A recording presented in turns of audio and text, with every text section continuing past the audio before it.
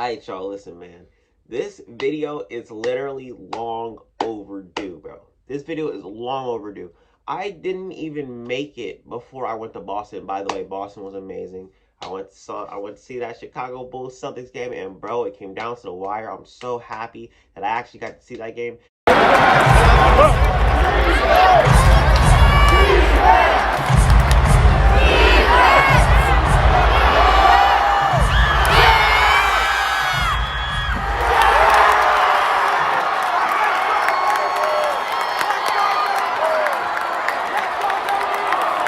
Because believe it or not, I had that game bookmarked. After we lost that way back at the beginning of the season, bro, we were like 2-6 after that game, bro. And the way we lost after that game, I bookmarked that shit. I even have photos. I have all that shit. And we finally went out there and beat that team. Granted, they did not have Zach LaVine. They didn't have Lonzo Ball, you know. But it's okay. They didn't have Alex Caruso, no Javonte Green. But we still got the win anyway. I don't care. We still got the W. And I'll take it, bro. I'll take it. But enough of that. That's in the Eastern Conference. How about we talk about the Western Conference for a second? Because, like I was saying, this video is long overdue, bro. I am going to be talking about all 15 Western Conference teams in this video. I did do a video on the Eastern Conference teams. You guys can go check that out if you want to. But we're finally back. And let's start this video off straight because I do not want this video to be too long and I'm already rambling. This video's already on a minute. So let's get straight into it. Let's start talking about the Houston Rockets. Start at number 15, the bottom of the conference. There's nothing really to talk about. And what I do want to talk about is their trade deadline decisions. So it was actually reported today that the Houston Rockets are looking for a centerpiece to, you know, build around their team. And, you know, everyone's saying, like, hey, wasn't that supposed to be Jalen Green? I don't even know if they think that it's Jalen Green is supposed to be their franchise centerpiece anymore. Because he's not playing like one. I mean, obviously, it's his first season in the league. But you want to have that guy that you can finally build around. I don't think Jalen Green is going to be that guy for the Rockets as it's coming out with this news article. In my opinion, I generally think that they kind of messed up by not drafting Evan Mobley. I mean, he was right there in your guys' grasp and you didn't even get him. He fell to 3. I was telling my friend is a big Houston Rockets fan. I was telling him that I genuinely think that Evan Mobley is going to last longer in the NBA and is going to be more durable. I told him this way before the draft. I told him that Evan Mobley was going to be very more durable and he was going to last longer and he was going to be a better piece for y'all than Jalen Green. And I don't know if he agreed or not. I can't remember what he said. But I still stand by that. I still stand by that because it's looking that way. Evan Mobley is literally the Cavaliers' franchise player.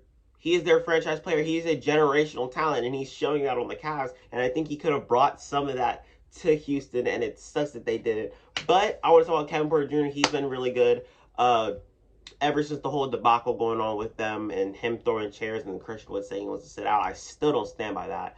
But it's crazy that they're actually thinking that Jalen Green is not going to be their franchise centerpiece. But I think that they need to get that one player, you know, trade all them fucking guys that they have right now. Get that one player that you can build around with Kevin Porter Jr., with Jalen Green, and all the rest of the guys. And I think you should go from there because they kind of pigeonholed themselves throughout this whole entire James Harden trade. So for the next team, we got the Oklahoma City Thunder. I want to talk about Sam Presti for a second. Because obviously they're 14th in the conference right now. They're not really doing shit. But they're 14-29 and they're shitty for a reason. They're being shitty on purpose. Because Sam Presti knows what he is doing. This is the second time I am watching Sam Presti rebuild a team. And he has not had any flaws whatsoever so far. Thunder fans, you guys can tell me if he's had a flaw. From the outside looking in, I don't think he's had a flaw yet. Because he handled the Russell Westbrook trade damn near perfectly. He handled the Paul George trade perfectly. He got back Shai Gilgeous-Alexander, that Paul George trade, and that was damn near perfect. He got hella picks in that trade as well. Not to mention, he got Chris Paul for Russell Westbrook and picks, bro. They fleeced the absolute fuck out of the Rockets. Only because they got literally 4 picks from it. They got 4 picks and Chris Paul from it. Not to mention, Chris Paul brought them to the playoffs. Sam Presti literally knows exactly what he's doing. And now he has drafted Josh Giddey with one of those picks. And they're looking like a really good team right now. They know exactly who they're building around. And I'm about to get to another team that does not know who the fuck they're building around later in this video. But Sam Presti knows what he's doing. That's all I can say. He knows he's building around Shai and Giddey and Lou Dort. And now he's just getting pieces that can grow with them. Sam Presti literally is one of the best GMs in the NBA right now. But we're enough of the Thunder. Let's get to another team, bro. Next team I want to talk about is a team I really do not want to talk about. It's the New Orleans Pelicans. I mean, what the hell are they doing? You know what I'm saying? I don't even know what they're doing. What's going on with Zion? I don't know when he's going to be back. I don't even know if he still wants to be there because, you know, last year he basically said that his family didn't want to be there. I don't know what's going on with him. He's been having a bunch of setbacks for his rehab. He actually is not going to rehab, which is very concerning. But things on the court, I always talk about the things on the court because they have good players. They have Brandon Ingram, they have Herb Jones, they have Nickeil Alexander-Walker, they got Devontae Graham who hit a crazy ass shot like a month ago. That was the last time I saw the Pelicans play basketball was against the Thunder when he had that shot. What are they doing? Are they gonna, you know, try to make a big splash to, you know, get into the plan, or are they just gonna tank to get a big pick or to get a really good pick and pair him alongside Zion maybe? I don't know what the hell they're doing. What is your guys' timeline? Pelicans fans, please tell me where your guys' timeline is because I have no damn clue, bro. The next team I want to talk about actually has a future, actually has a timeline, actually knows what the hell they're about to do, and it's the San Antonio Spurs. Now, the thing is, I really want to see the San Antonio Spurs in the playoffs before my man Greg Popovich actually, you know, decides to hang it up. I don't know what the hell he's hanging up. Hang up his suit, hang up whatever the fuck. Uh, End his coaching career, basically. I want to see them in the playoffs. And they have the guys to do it. And the one guy specifically is DeJounte Murray. I know I told you guys that I wanted to watch DeJounte Murray play basketball, and I haven't really been doing that this whole entire season. And I promised y'all, and I still haven't done it. But I promise that I'm going to be watching this man, DeJounte Murray, because he literally is putting up numbers that I love to watch. He stuffs the stat sheet every day, and he plays A1 defense. But I heard that his defense isn't as good as it has been in previous seasons, but it's still good there. It's still there. It's still there. So I definitely want to watch DeJounte Murray and the Spurs play. I heard Keldon Johnson has been really good. I heard Lonnie Walker has been pretty good, and I want those guys to stay. And what I can say is, you guys aren't really winning games right now. You guys are really winning games right now. The last game that y'all won, besides beating a depleted Clippers team, was literally my Boston Celtics without Jason Tatum. Hopefully you guys can start winning games. I don't know, just maybe. That would be fun because that's the only reason why I'm pretty much not watching your guys' team right now is because I just know your guys' team is gonna lose. You guys are literally what? You guys have won 2 of your last 10. Something's gotta change there. Hopefully you guys do something before this trade deadline hits. Hopefully you guys can, you know, get Dad Young off your guys' books because he's not even playing for y'all right now and he wants out, basically is what he's saying. That's basically inevitable to happen. And hopefully you guys can actually get pieces to build around DeJounte Murray and Keldon Johnson. You guys can actually, you know, start winning games so I can start watching you guys. But regardless, I'll watch you guys anyway. I'll watch you guys lose. You know what I'm saying? I'll be the Spurs fan for just 1 second. Just one game. The next team I want to talk about, which is a team that is at the bottom of the conference, but are probably the most intriguing in the West for me, is the Sacramento Kings. Sacramento Kings fans, y'all are down bad. I feel bad. Like, I genuinely feel bad. Y'all have been in the trenches for the past 14 seasons. I feel you guys. I feel you guys. But I think it's time for a change. I think it's time, bro. I genuinely think it's time. It came out that the Kings are looking to make a big splash before the trade deadline hits, and I genuinely think that it's going to happen. It's rumored that, you know, the Kings are having talks with the Indiana Pacers right now about Domantas Sabonis, and they're willing to put De'Aaron Fox in that trade talk. And I think that they need to pull the trigger because it's literally perfect for both sides. I'm not going to really get into the Indiana Pacers and how it's good for them, but y'all should already know that that's the Eastern Conference. The Western Conference is what I want to really focus on. And I think this is perfect for the Kings. They have not had an identity. They have not had that guy who can win you guys games for a very long time. Some people say it's coaching, but me personally, I just think it's chemistry. I think it's time for De'Aaron Fox to move on. I think it's time for Buddy Hield to move on. And I damn sure think it's time for Marvin Bagley to move on. That is long overdue. I think the only people that they should not touch are Tyrese Halliburton. I don't think they should touch Rashawn Holmes. And I damn sure think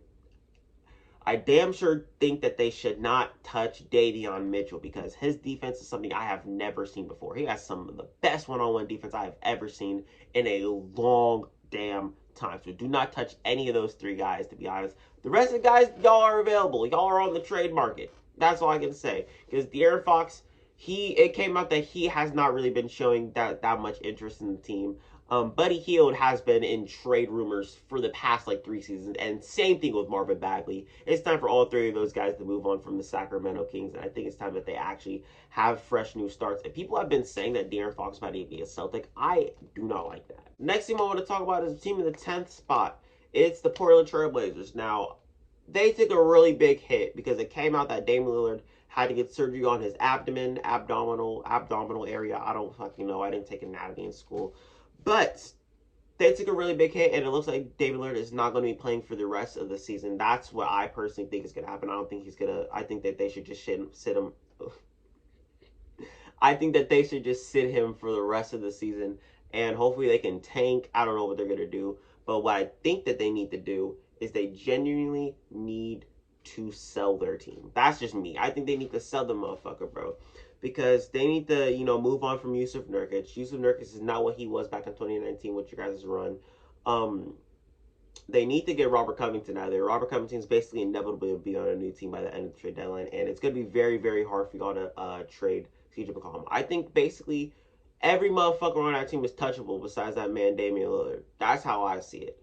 The thing is that there's this one guy on your guys' team that has been lighting it up, and y'all already know it's Anthony Simons, bro. The vision is there. The vision is there. He has been shooting lights out for like the past 8 games since Damian Lillard has been gone. He has been shooting lights out. He's been shooting like 50% from 3, all season. I don't expect that to be a staple all season long.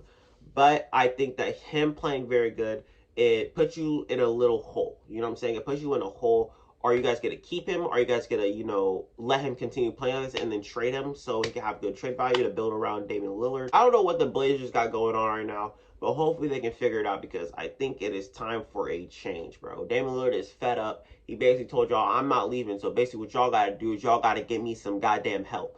He tried doing that last year. Y'all motherfuckers got him Cody Zeller. Like, come on, bro. Now, this next team is in the same boat as the New Orleans Pelicans, and it is the LA Clippers. Now, I haven't been really watching any LA Clippers games since Paul George has been out, and I'm actually surprised that they're still in the play-in hunt. They're still in the play-in playoff hunt, and they basically don't have their 2 stars. It's looking like Paul George is going to be out for the rest of the season. It's looking like Kawhi Leonard's probably going to be out for the rest of the season, but that's not necessarily a bad thing for y'all because y'all are still in the plan. Y'all still got a good team on your shoulders. I think you guys should start planning for your future because as I was saying in the beginning of the video, you guys kind of pigeonhole yourself by, giving the Thunder so many goddamn picks in the Paul George trade. And you guys basically don't have any future right now. So I feel like what you guys should do is you guys should probably trade, some of your guys for, young players or something like that. Like young, promising players because you guys are definitely going to need it. Like, you guys are gonna need it. You can't, rely on Kawhi Leonard and Paul George's healthiness, if that's even a word, to get you guys to the promised land because it's looking like that was gonna be last year. But it wasn't. You guys still haven't accomplished anything. You guys haven't been to an NBA championship. You guys have some of the best wing players and two-way players in the league right now, and you guys still haven't done anything. So hopefully you guys can get back on track once they come back and you guys actually have a future because if both of them leave, you guys are basically fucked. That's all I can say. Now, number 8, we got the Lakers. I mean, damn, I'm kind of tired of talking about the Lakers. Y'all already know LeBron James has been on a tear. He's been putting up numbers that he hasn't even put up since, the 09-10 season with his first stint with the Cavaliers when the motherfucker was like 4 years old type shit. Russell Westbrook has been good.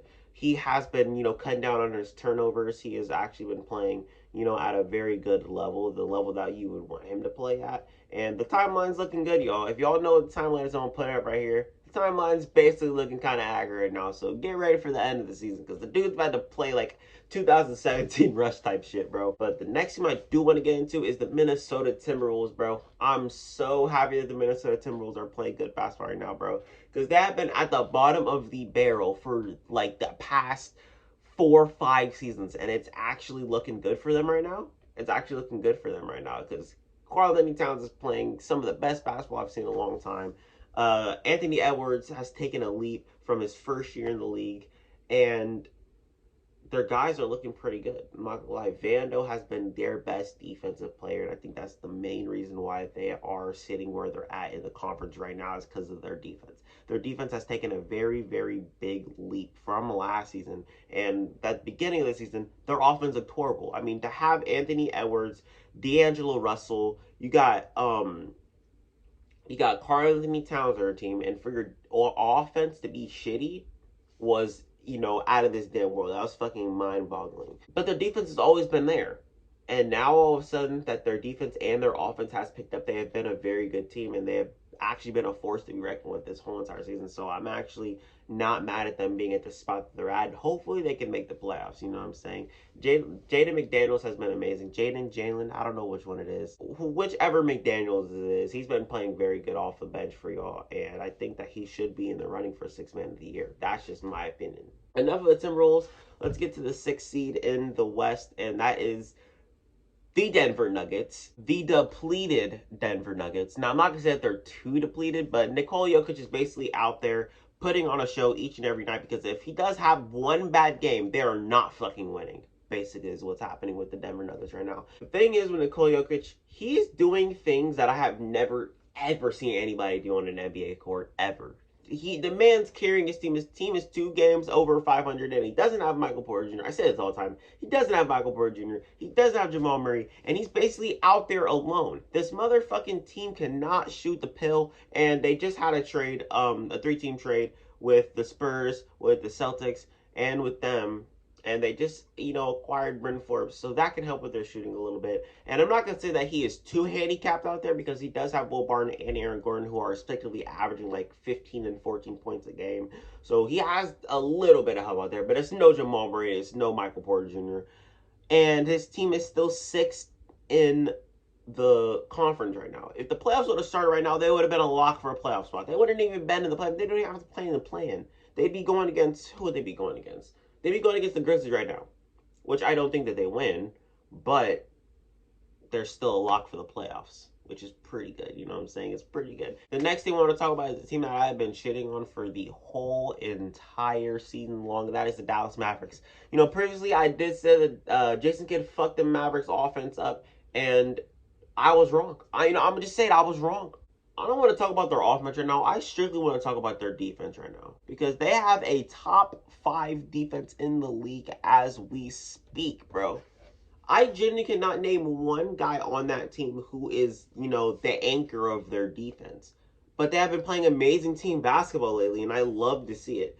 I really have been shitting on this team all season long, and I am sitting here letting y'all know that the Mavericks and Jason Kidd and Luka Doncic have officially humbled the fuck out of me.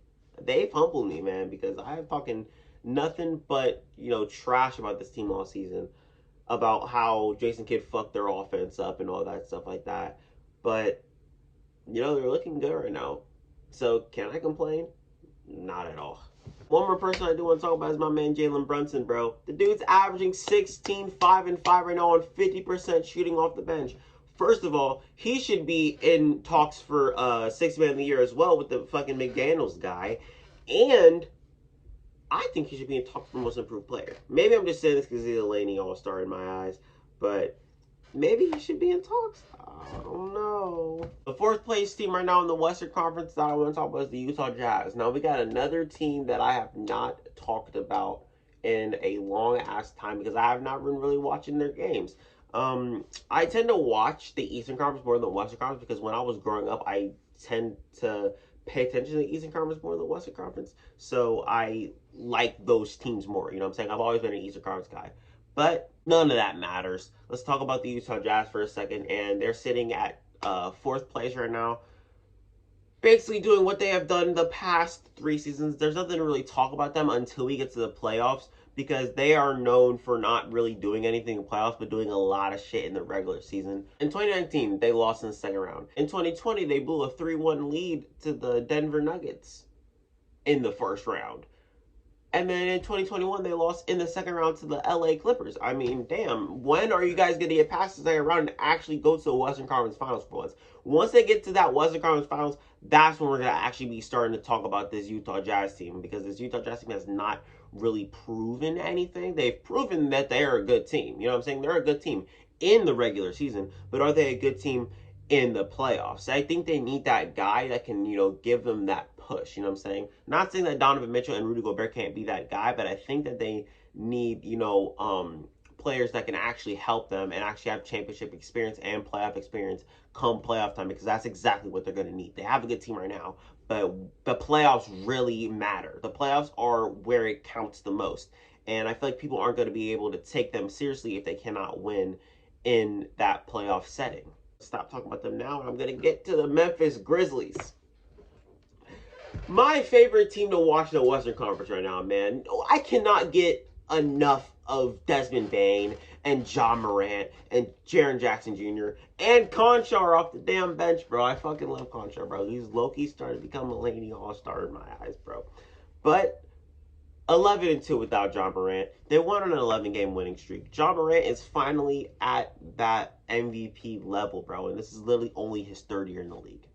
You gotta put things into perspective with John Morant, bro. The narrative is there. He's third place right now. He's averaging MVP numbers, and I don't see why he can't be MVP. You know what I'm saying? Obviously, I'm not saying that he should be MVP, because there's a multitude of guys that are playing better than him right now and have, better narratives and actually have better stats. But why can't he be MVP? You know what I'm saying? Is it because of his age? What about D Rose? I tweeted something out saying, why can't John Morant be MVP? I mean, he the narrative is there. He has the numbers. I just don't understand why he's not in MVP conversation. And this is when he literally wasn't even top 10. And about a couple days later, he was top 10. And I was glad. I'm very glad that John Morant is starting to get the respect that he deserves. And he's actually starting to get, the recognition that he deserves. Because that is my guy. That right there is a certified Laney All-Star, bro. Y'all heard it first. Let's talk about the Warriors for a second, because there's a couple things going on with the Warriors. I'm so glad Klay's back. Steph Curry is still in his slump. I mean, he had a good game last night against the Pistons. He had to take it out on the Pistons. He had 18 points, but I mean, man only played 29 minutes. They had to send him out of the third quarter. And to be honest, I'm kind of scared for when Draymond comes back, because when Draymond comes back, this team is going to be great, because Curry and Klay have obviously shown that they have not missed a step playing with each other. And now imagine adding the missing puzzle piece to this Warriors team, aka Draymond Green, because Draymond Green's value on this team is more than what people even think that it is. Like I said in my previous video, he's the defensive anchor, he's the man who brings up the ball, he's the playmaker on this damn team, and he's the guy who leads this team in assists, and is actually the guy that makes the Warriors run. You know what I'm saying? He is the gears that makes his Warriors team run. And then we got the number one team in the West right now, and the number one team in the league is the Phoenix Suns. Before the season started, my prediction was the Lakers and the Suns in the West Conference Finals, and my dudes looked at me like I was crazy, bro. And I was like, they did not get there on a fluke. They're a very good team. I don't see why they can't go back to the Western Conference Finals. And everyone was basically writing them off after they lost to Giannis in 2021. They were writing him off. They're like, this was Chris Paul's last chance of getting to the NBA Finals, and he literally just choked it. He blew it. I did not think that was the case. And right now they're sitting at 34-9. They have the least amount of losses in the NBA right now and the most amount of wins. They've won 8 of their last 10. Chris Paul is an all-star in my eyes. Devin Booker is an all-star in my eyes. DeAndre Ayton should have gotten his money. I've said this, and I'll continue saying that to my dying day. He should have got that max, and he's showing y'all why he should have got the max. And that's all I got for y'all today, though. Because I'm tired as hell, and I'm fighting through this video, bro. I fought demons through this whole entire video because I wanted this video to end so bad. Because I just want to take a damn nap. I'm tired as hell. It's been a long week. But I'm about to come out with more bangers for y'all. I'm hoping that I can try to get a post-game recap in, because I have not done a post-game recap in so long, bro. I'm so ready to do another one of those. I want to give y'all another reaction video, because y'all have been showing love on that last reaction that I did with the Russell Westbrook and the triple doubles, and we've all been fooled by Jimmy High Roller. I'm trying to get more videos out for y'all. So hopefully y'all can stay tuned. Y'all can stay with me and actually, like my videos, subscribe to my videos. Follow me on Twitter. I'm gonna plug that. And I'm about to get out of here. I'll see y'all later. I'm out this bed.